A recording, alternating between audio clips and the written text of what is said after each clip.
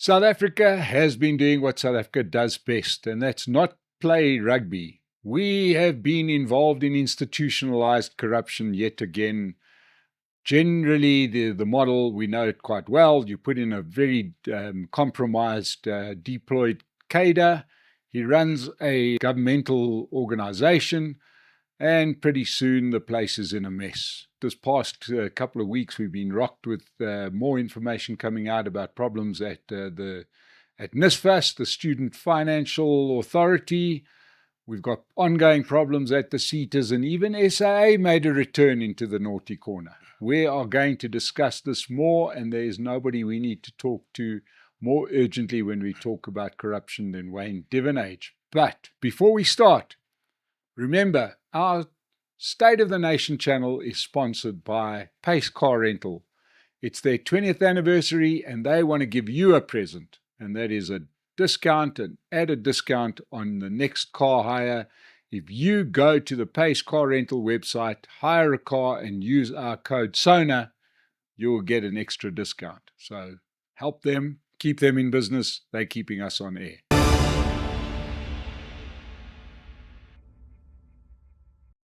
So it's a big State of the Nation welcome back to Wayne Duvenage. Wayne, welcome back. Nice to be with you and the viewers out there, Mike. Now, I know that you've been involved for a long stretch with some of these bodies that find themselves under the control of the Ministry of Higher Education. Yeah. And this week, like an omelette, we saw the eggs explode that were in the basket of NSFAS. Yeah. SETAs, there's still a question mark, but it's the NSFAS ones that's got the headlines because that has led to some serious problems. Universities on the verge of collapse and students rioting down in the Cape, CPUT.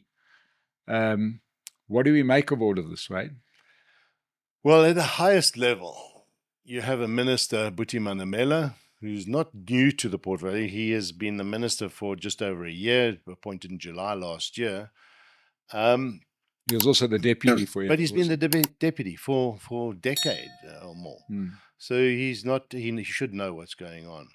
And what we've seen is a minister who knee-jerk reacts and waits till the last minute to make decisions or appointments. Then he makes them rushed. He doesn't subscribe to the process, the proper policies. And he opens himself up for being challenged. So we're in court with him on the INSETA CEO reappointment for another 5 years, Gugu Mkhize. That's playing up. But maybe the board at INSETA could have done us a favor in that they have suspended her. And recently, and we've spoken about this, where this is moral courage, where a board stands up to the minister and suspends a protected, as far as we're concerned, CEO, and he instructs them, no, you will reappoint her quickly, you will reverse your decision, you can still carry on with your investigation, but you can't put on special leave.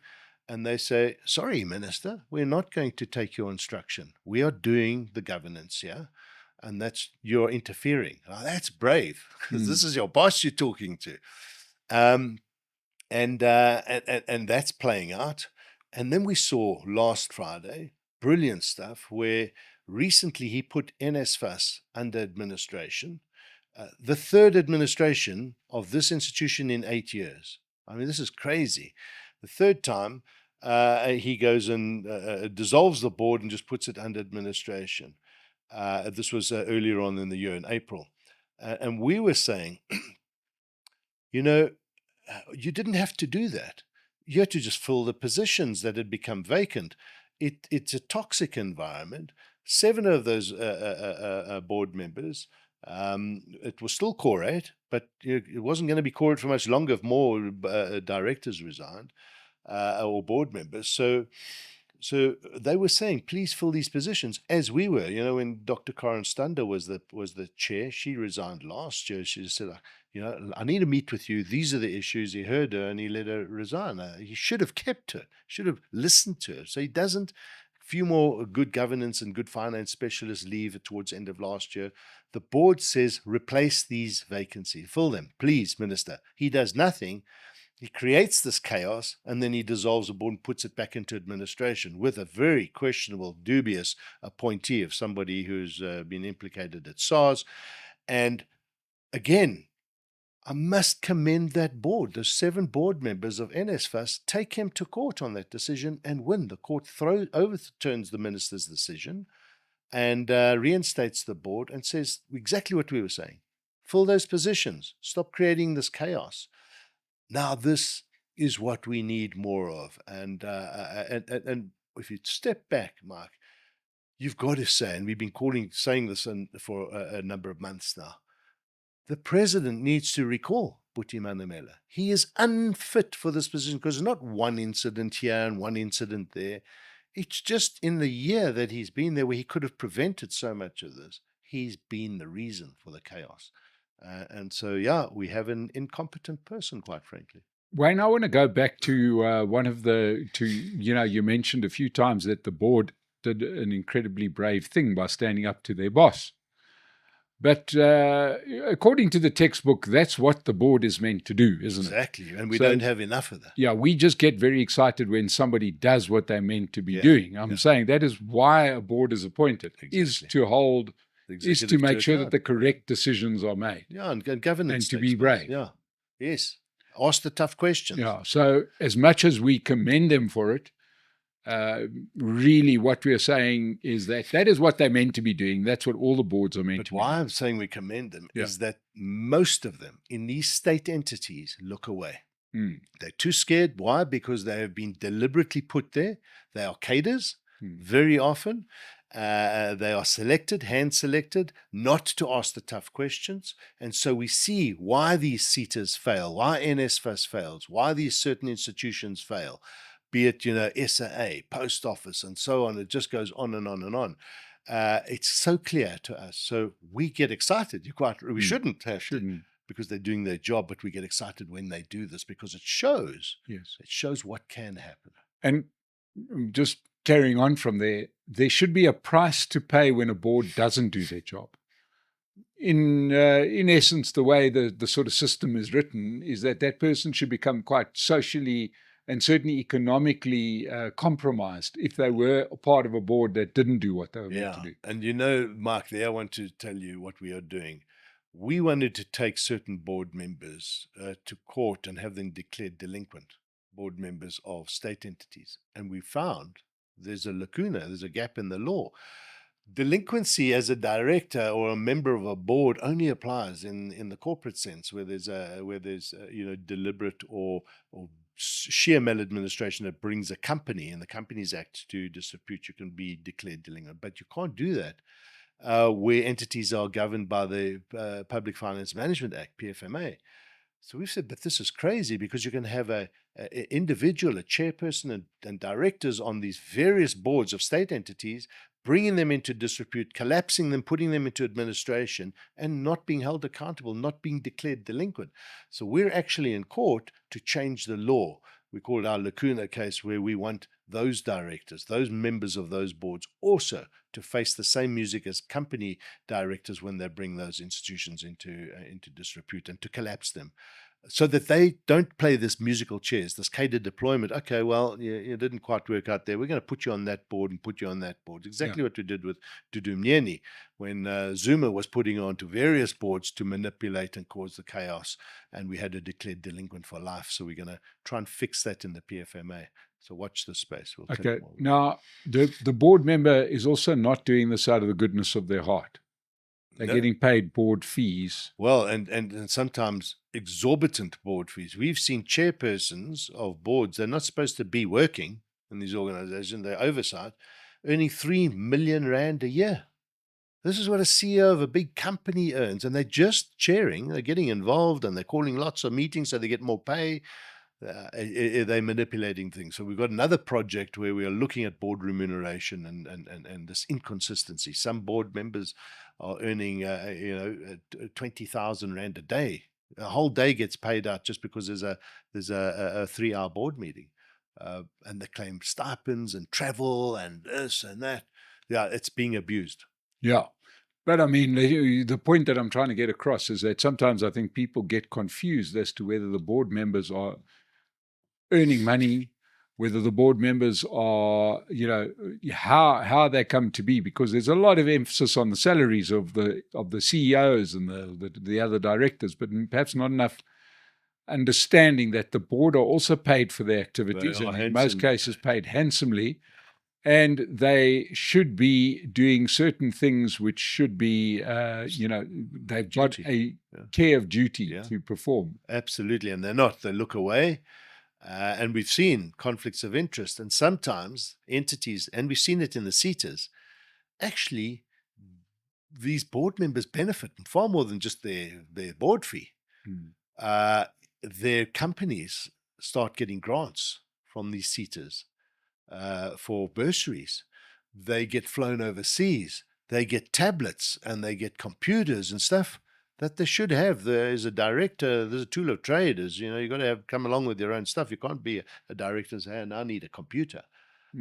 So it's absolutely crazy what we are seeing. And we're asking these boards and board chairs and the Auditor-General, who's doing a good job as well, go and scratch there and you'll be amazed at what you find. But the conflict of interest, so now those board members are captured and the CEO says, look, are we doing this? They can't say, excuse me, but that's not actually right.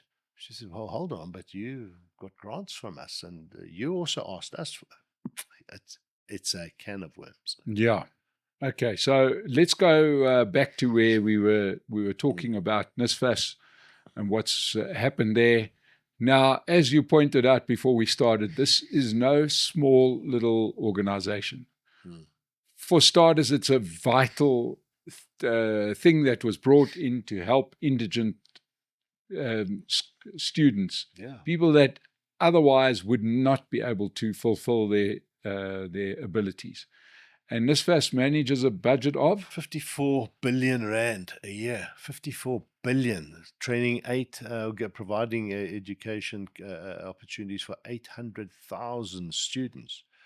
And if you don't manage this properly, and it's not difficult, by the way, get your systems in place, make sure they qualify, make sure the institutions are paid on time. But if you don't, sometimes you see this deliberate creating of the chaos, the systems aren't robust and strong, and that's where the corruption happens. So corruption happens in maladministered entities, and very often government institutions are deliberately maladministered so that the plundering can take place. And then you have this chaos, the striking, the students being kicked out onto the streets because accommodation hasn't been paid. The results of their certificate not released because the institution hasn't been paid, and you get poor people whose families felt, here we go, we've got a ticket out of poverty, our child is going to go and get a degree, and yet they find the state is the problem here. It's preventing them from capitalizing on what should have been a very simple process. And a lot of money can be sucked out of the higher education space through NSFAS, through the SETAs, and let me tell you, not can be, it is. And this is where the whole Cadre deployment engine rooms are, to get funding to flow into the political party so that it can finance its electioneering process. And we've seen money flowing directly to the SA Communist Party, who heads up, this is their portfolio, this is their little institution that they can capture. And you've got to ask yourself, why? And this is before the Communist Party became a political party, so the IEC wasn't watching their funding. So it's a nice way to get funding out of the institution. And now you see this conflict at ANC saying to the SA Communist Party, why are you standing in elections and yet we give you these cabinet positions? You can't, this is a conflict here in their game, and there's a bit of a standoff happening. If I was Cyril Ramaphosa, I'd be saying to the SA Communist Party people like Buti, Manamela and Bladen Zamanda and before these government positions, off you go. Off you go, lads. But anyway, that's politics, but it's this web is complex. Yeah, but bottom line, where it's ended up has been with certain universities complaining that they're not receiving the money that NSFAS is meant to pay for them, pay them for students that are studying at the universities, and then students being kicked out of accommodation, which led to a lot of problems down in the Cape. Yeah, so accommodation providers not being paid, and let me tell you what we discovered there, Mark. A number of years ago when Nobuhle Nkabane was there, And we followed him from Service SETA, that took all his suppliers, corrupt as hell. What they were doing was saying, hey guys, let us manage not just pay the accommodation providers, because they normally pay the institutions who then pay the accommodation service providers. So no, let us pay the accommodation service providers. And to get them to earn their money, they must register their accommodation on our portal. They must be vetted and verified. They must pay X amount per bed, 100 Rand per bed, to be on our platform, for which you and we'll take a percentage of the revenue, and that's going to go to these 4 fintech companies who are going to manage this platform, who earn millions out of it. It's a recipe for absolute plundering, and that's what's happened. And now, after we pointed it out and spent some time with the investigators in that, and put the heat on, and Ngongogo was fired, Ernest Khoza eventually had to resign, otherwise he would have been pushed. They're trying to fix this, reverse engineer it, try and take out this middleman, because they were trying to act as a middleman and make a lot of money and pass a lot of that money to these 4 service providers who then pay. It's corrupt as hell. So now they're starting to pay the institutions to pay all the students directly. But Mark, it's a mess. It's an absolute mess. Shouldn't be that way. Can be fixed, but not going to be fixed unless you stop the political interference, stop the cadre deployment, put the right people in, get the systems right, and fix it. That's where Dr. Karen Stander, who came in as chairperson last year, in the beginning of the year, appointed by the previous Nobuhle Nkabane, was starting to get things right. And then she just said, this is a toxic environment. I can't stay here anymore. And sadly, she had to leave. And it's still toxic. So let's talk about, and I know this is not necessarily where you go, and that is that I noted that the president said that he's noted the problem at NSFAS with deep concern, which I believe is another level above concern, but just below shocked on the president-dometer, where he wakes up from his slumber to realize that the country's burning. Yeah. Do you think it was the flames coming from the CUPT in Belleville that the students set alight? The president, at March this year, was at a conference where he acknowledged we need to find a solution for the SETAs, the SETA model, skills development levies, and we've spoken about it a number of times. Flowing is just not working, it's failing, and it's a cesspool of corruption. So, okay, Mr. President, in March you said that 6 months later now, what's happening? Nothing's happening.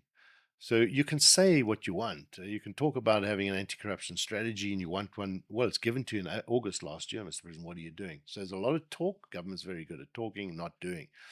He's known, just from that court judgment last week, the other court judgments, the INSETA or the ministers in court on. There's so much that's going wrong. So higher education's a burning platform. You need a person, a strategic a person that's going to go and fix this with the teams, with the structure, to go and deal with NSFAS, SETAs, the National Skills Fund, a number of entities in all of this, the universities themselves. It's burning everywhere. Right? You could say that about a lot of other departments as well.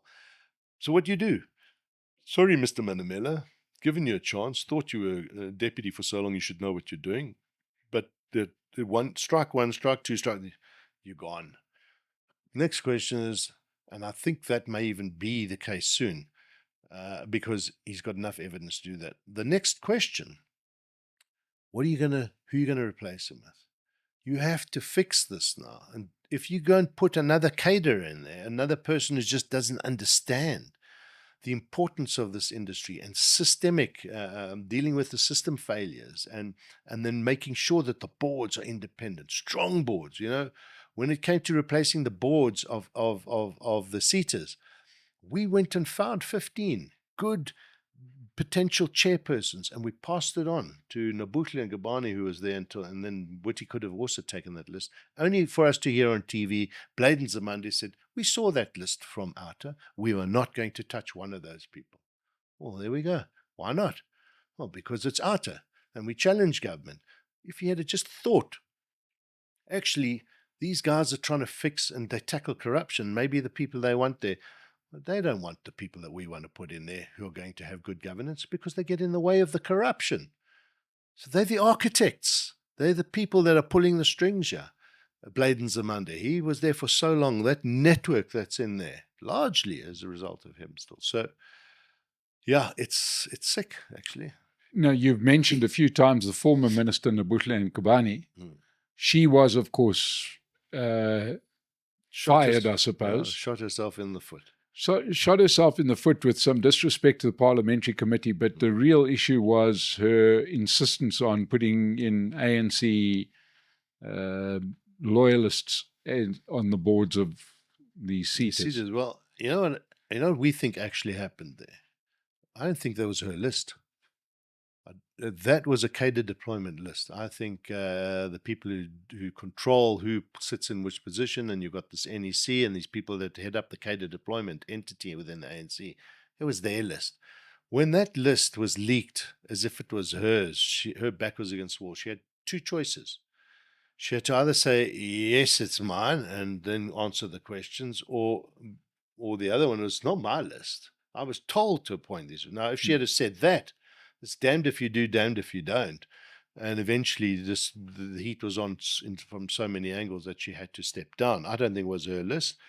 I remember messaging her and saying, this is your list. We're extremely disappointed. And then she started to backtrack. And anyway, she was not strong enough to deal with this issue. Again, you put people in who are not up to the job.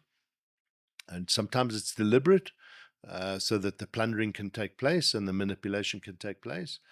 You need somebody in that department who's going to stand up to the nonsense that's going on, to the corruption. And by the way, we are seeing that in some of the SETAs that are put under administration. There's a couple of those individuals who've stopped some of the money flows to the networks out there, and they're under heat. And we've got one SETA where they have reappointed a whistleblower, a good whistleblower who stood her ground, but because there were reports that were put in that painted her as the problem, and the previous people who appointed the entities to do those reports by companies who are compromised, what we are seeing now is the portfolio committee is starting to ask questions around operation stuff when it's actually not their space, but you can see an agenda here. There are people that have been kicked out of some of these SETAs that are starting to manipulate the portfolio committee, potentially. This is what we're seeing. And we're asking questions, what's actually going on here?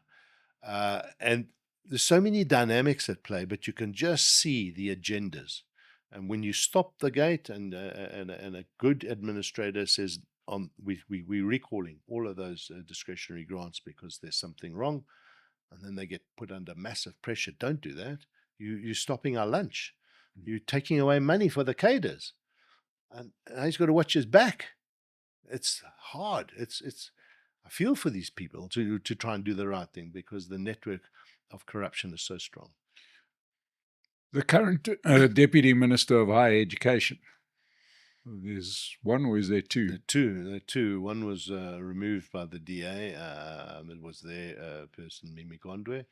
And the other one was somebody, I think, out of KZN, Premier, I think, but certainly someone higher up who was, by the way, one of the people that was going to be put on to chair one of those boards, but then suddenly found themselves in a position of power as a deputy minister. But it's ANC appointment. But the one deputy minister is the DA's appointee. I'm not sure whether she's been replaced. She has been. She was replaced by the guy from the Eastern Cape. Yes, that's right. Yeah. And we need to. So again, now you've got two deputies. This is a token appointment. What we do know is that the deputy minister, the DA deputy minister, is kept in a corner. That's what you'll do. You'll look after these are a couple of areas, maybe a few technicons and universities, but you're certainly not going to be given SETAs to manage and oversee, because the minute that person gets in and starts asking questions of the board and why aren't you doing your role, you're going to get in the way of corruption. So it's a token appointment, quite frankly. And if you had an honest discussion with Mimi Gondwe, she'll say, I didn't have power, couldn't do much. I think they can, but then it depends, because when they start stepping on the toes of the minister just sends a message up to the boss, says, "Hey, tell the DA to back off, otherwise I'm going to fire." It's very, very tough. Okay, so in the meantime, we are stuck with the problem, but this one is not about to leave the front pages. No, it's going to carry on. We've got more and more stuff coming to the fore, whistleblowers giving us information that is really good, really powerful, and I think we're starting to use the the transparency pressure, shining the spotlight on corruption, like we do as different organizations, the media, laying charges, keeping the minister busy in court, not because we want to waste his time, but we want him to change his decisions. But yeah, the headlines in higher education are not going to go away until you have a minister and a leadership in these various institutions that do the right thing, that have the political will to actually fix higher education for the people, the poorest of the poor that suffer the most here. And sadly, that's not going to stop until you get the political will right, and we don't have it there. And of course, picking on higher education, which manages money for very noisy students, that is when you're kind of at your noisiest, and they will take to the streets, and they will do a lot of damage to the brand. So the NSFAS one we're going to watch, because we can't look away. No, you can't. It's not going to go away. Yeah. Do we start running a book on how long Buti Manamela is going to last? You never know these days. If he was wise, he would resign. But he's not going to do that. They always have to be pushed in a normal society where governance is important. The ministers, you see them around the world, do step down, but not here. No. We're going to eat as long as we can. So I think the pressure should come from business leadership through Vulindlela to the president, saying nothing's happening on the revisitation of what should happen with skills development levies. I mean, I'm sure Buti's got some plan that he can show the president, look, we are working on something, but we haven't been engaged with. We speak to the industry, they haven't been engaged with. So nothing's really happening. There's enough ammunition for the minister, for the president to remove him. And I think if business starts to step up to their role, their duty, to start putting pressure on the presidency, because they give a lot of money to the presidency through Vulindlela and all these projects, just ask some tough questions. Hey, we're spending a lot of money on skills development levies, you're not getting our return. Can you replace this minister? Yes. And I think that may happen, but I doubt it. I don't think Vulindlela is there to make the country a better place. I think they're there to get the transmission company of Eskom signed over to them. But that's another big project up there. Yeah. So I doubt if that is. And certainly we've had this discussion off air. I would be the most delighted man if they scrapped the idea of SETAs altogether. It was an ill-advised thing. They took what was working and broke it. Yeah. In essence, what you're doing is, instead of every rand that a company pays for training, they have to give that rand to the government, and the government gives them back 40 cents. Yeah, it's even less now. Companies are just checking out. They see it as extra tax. They just tick the box with paid out SDL. Sad. And life, and it's not that old either. And life before SETAs meant that companies were doing training because they had the budget. And good training. Good training. Wayne, one of the great triumphs of OUTA, obviously OUTA became known for the fight in e-tolls, but one of your big success stories was actually taking on SAA, or the problems at SAA in the Zuma years, when it was unfashionable to do it, hard to do that because the ANC had a big majority. They had the media in their pockets, and Dudu Myeni could run SAA and do with it what she liked. Yeah. It seemed for a while, after they went down to the pits of hell with COVID, some self-mutilation there, that SAA was on the right, was on a track coming back. Yeah. But it seems like that's not the case. Not the case, yeah. So COVID aside, it was already in business rescue. It was in a mess. And to bring it out, you needed to put commercial specialists, airline specialists in place. And they were on a hiding today because they weren't doing it right.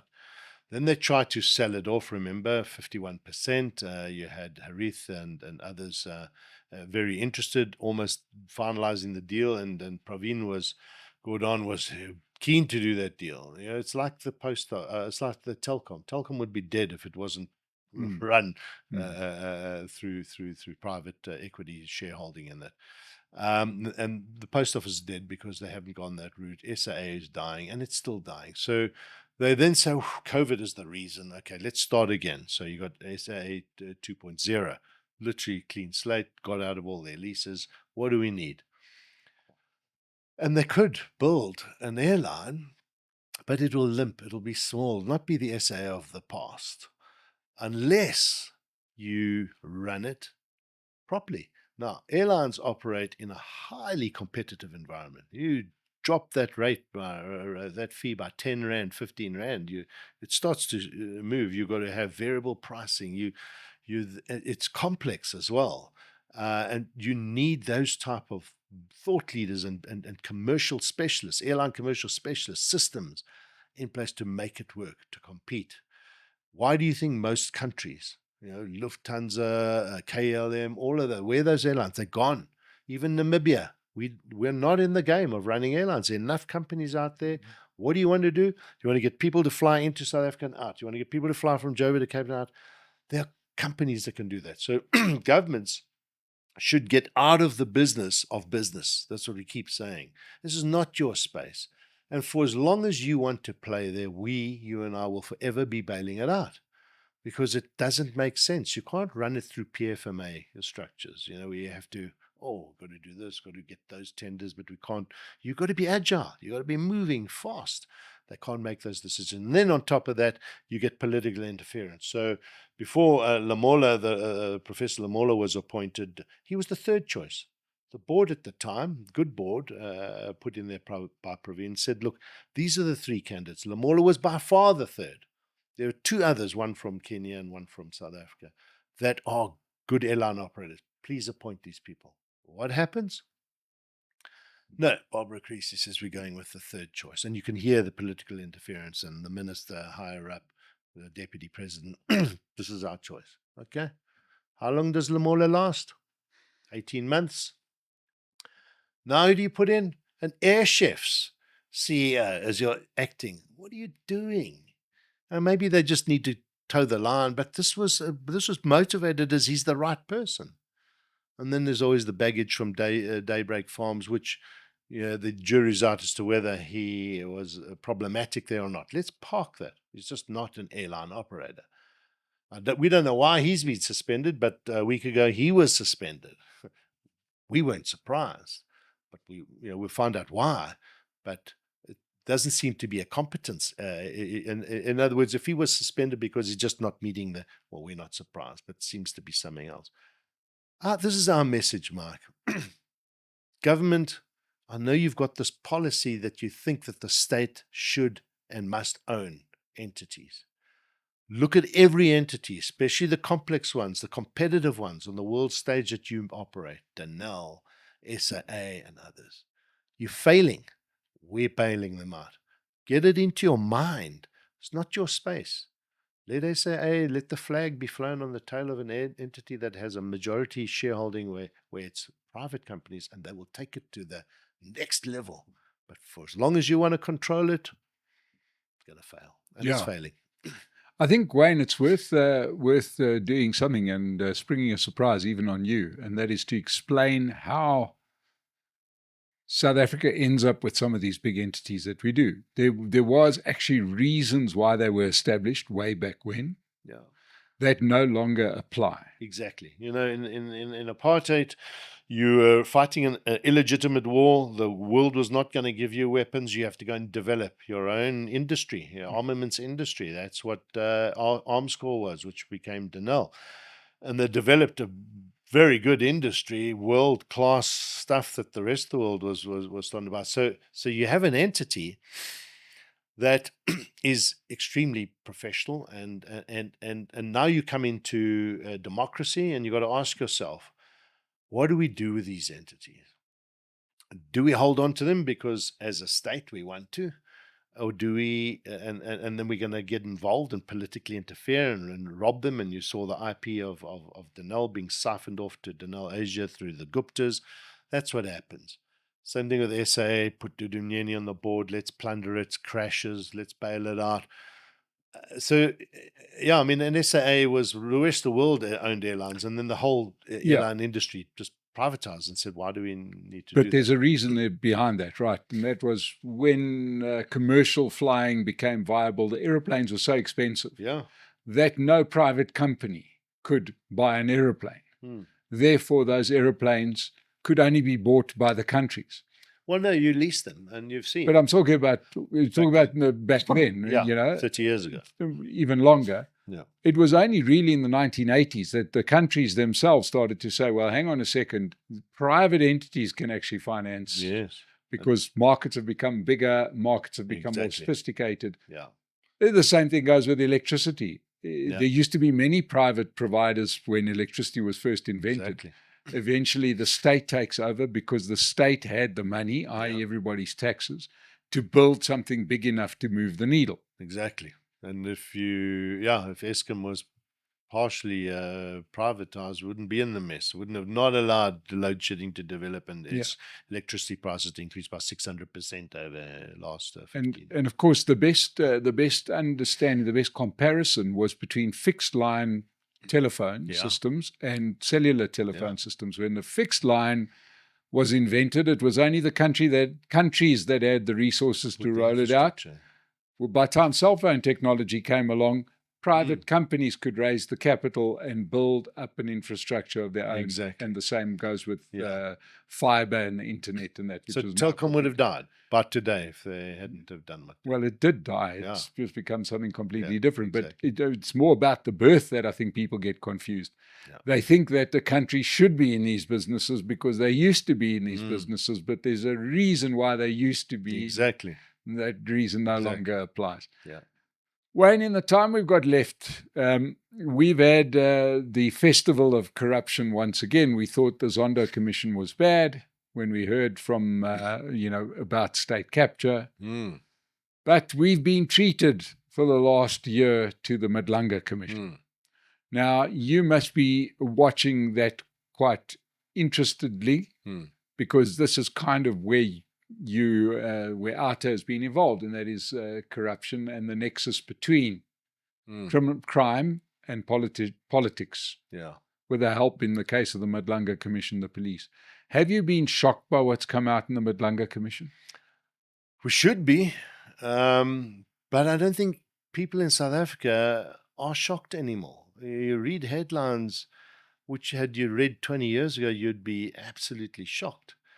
But we become numb, and this is the danger, that we start accepting, well, this is the norm. It should never be. But yeah, it's just what Madlanga is showing us is that the extent and the depth, and especially in the criminal justice system, is just, it's why we can't move forward. We have to fix this, especially when it comes to police, when it comes to having the NPA and the crime intelligence become bulletproof. Good systems, good leadership, get on with the job of fixing that element of the country, which is so critical in the fight against corruption. So short answer is not surprised, but very, very frustrated. And what we are pleased about is that it's happening, first of all. Secondly, is enough being done? I don't think we can ever sit back and say, yeah, but a lot more is being done there than there was in the Zondo Commission, because they're running parallel accountability processes now. As the information comes, get it, start prosecuting. Whereas Zondo, we were waiting for the end of a 3-year process, tons of information, and still they could use that. But yeah, it's the mountain is big, but I'm confident, I'm happy that we're moving in the right direction. The trajectory is not fast enough. The one thing that has been surprising to people that sort of monitor these kind of things, and recently we've had the National Prosecuting Authority and the Hawks, etc., in Parliament explaining themselves. Yeah. What is most shocking, Wayne, is the fact that all of these organizations, the entire criminal justice system, works on a paper-based system. That's crazy. And digitizing the whole, from the police, every case and that, it's been on the agenda of this Department of Justice and certainly all the court matters for 15 years. And every minister comes in and picks up this baton and says, where do we start? And it just gets bigger and bigger, but it can be done. It's not rocket science, this. And today you've got companies, countries around the world that will help us. It's been done in other countries. You take it, there's the blueprint. They'll come in. They'll even pay for the system, set it up. And there's this reluctance, I think, because when crime fighting becomes efficient, it gets in the way of corruption. And I keep coming back to the story. If there is a political will to get on top of corruption, it starts at the top, the president. You've got to adopt, you've got to take that national anti-corruption strategy that you asked for 5 years ago to be developed. And it has been developed with civil society input. It's not the best because we'd like it a little bit to be more independent, but it's a good start. 6 pillars dealing with whistleblowers, transparency of information, procurement, all of that. There it is, Mr. President. It's been put in your lap on the 29th of August, 2025, a year ago. What have you done? It's just gathering dust. So if there's no political will, then you've got to look at the individual and say, and then the captains and the next ones down in government. Why are you so reluctant to take a meaningful stance and fight corruption? Why aren't you engaging with civil society, who've got a lot to do with helping you get on top of these problems? Why do your ministers look away when we say, why do the boards look away when we say, guys, we've got great evidence of corruption here, we want you to take action? So they're the problem, quite frankly, and I think the modus operandi is there's a lot of money to be made in these positions of power in government, and we're going to plunder. So the president's almost looking away deliberately to say, but that's going to get in the way of corruption. Well, if you think corruption's good and we shouldn't get in the way of it, then just say so. Just tell us that you actually endorse corruption, that you don't mind if your various departments are being corrupt. Then we know where we stand. I'll give you a good example, Mike. Everybody thinks that government departments everyone in government's corrupt. I would say 9 to 1, there are good people in every entity in government. And you give them the reason to be proud of that organization and work, we can start stamping out corruption. Dean McPherson spoke about it last week at the conference, saying 5,000 people work in public works. He was the only change, just a minister. And then he tells us what he was able to do. He couldn't have done that on his own, reducing the crime syndicates in the construction mafia space by a massive percentage, dealing with state assets, defunct state assets, cleaning up. What he does when you come into the leadership position, you can bring about change just by setting the agenda and the strategy. The people inside will come on board. So when people tell us, yeah, you can't fix Joburg, it's just too corrupt, you can. It's a leadership change. And so if Helen Zille gets in, and I don't know who else can do this, and the city of Joburg is run by a proper functioning strategic change that we're going to clean up, I can assure you that there are a lot of good people inside the city of Joburg, given the right structure to feed the information, and then put together the information to have disciplinary hearings, start dismissing, suspending, dismissing, and cleaning up.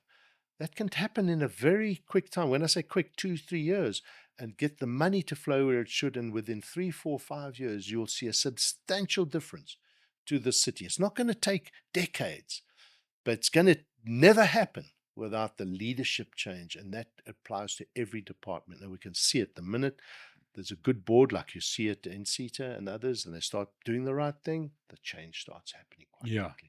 And I suppose one other thing that the Madlanga Commission has proven, and that I suppose a lot of people weren't necessarily aware, and that is the fact that most of the money ends up at local government level. Yeah, that is how the budget works. It's actually a sort of an inverted pyramid. The guys at the top use the least of the money. Most of the money is on the ground. Yeah, a lot of the other money is the most is in the massive employment contracts, and government has a tendency just to throw people and money at a problem instead of say, hey guys, let's. So it's an extractive situation. When you run out of money, what do? You just push the taxes up. And that's why we're probably the highest taxed country in the world when it comes to the return on that tax investment. But if the Madlanga Commission has shown one thing, is that to anybody that's watching, how desperately important local government voting is, because that I cannot tell you. In 2 months' time, on the 4th of November, this country has an opportunity to start changing, especially in these big metros. And again, this attitude of, well, not every party resonates with me. So many ANC people are disillusioned, so they just don't vote. And I don't blame them for being disillusioned with the party they used to vote for. And I'm not punting any party. I know it seems that way, but for me, it's always about logic. Go and have a look at the Auditor-General's report and ask yourself, draw a correlation. Which towns are best managed funds, and they're not perfect, none of them are perfect, but where the money is flowing, where the infrastructure is working, where investment's taking place, what is that correlation? It's almost a one-to-one, blue and yellow party, there it is. It's like it looks at you and stares at you, and then so you say, well, just you don't have to go overseas to find out how to run. Right here in South Africa, you can see how well run municipalities are. And so the electorate needs to understand that by not voting, by staying away, for us it's a case of, well, then you vote for the least bad, but just vote. Please just get people to turn out, because it's your country, and if you don't vote, don't complain when the sewage runs down your road. You can't complain. And there's a proportional representative element to that vote. Don't think, oh, well, my party will always win this ward, I don't have to vote. That's the weakest excuse for not voting. Yeah. Well, there you have it, ladies and gentlemen. The man who's probably done more work in the space of trying to fight corruption in South Africa, and that is Wayne Duvenage. Wayne, thank you so much for joining us today. Thank you, Mike. And it's not just me. I've got an amazing team that is supported by thousands of individuals and businesses out there. We need more because we've got to double our size. But thanks to all our supporters who keep us going and funded. And thanks to my team. And, if you want to fight corruption, do whatever you can do. Think of supporting OUTA. Your money is probably best utilized at a company, at an organization like that has been so effective in fighting crime. And remember, these local government elections are vital. If things change in South Africa at local government level, it will filter all the way to the top far quicker than what you can imagine. So as we get close to the election, we are going to bang this drum even more. But I'd like to thank you all for joining us today. Wayne, thank you for coming through. Please subscribe to the channel, and we'll see you again on the State of the Nation.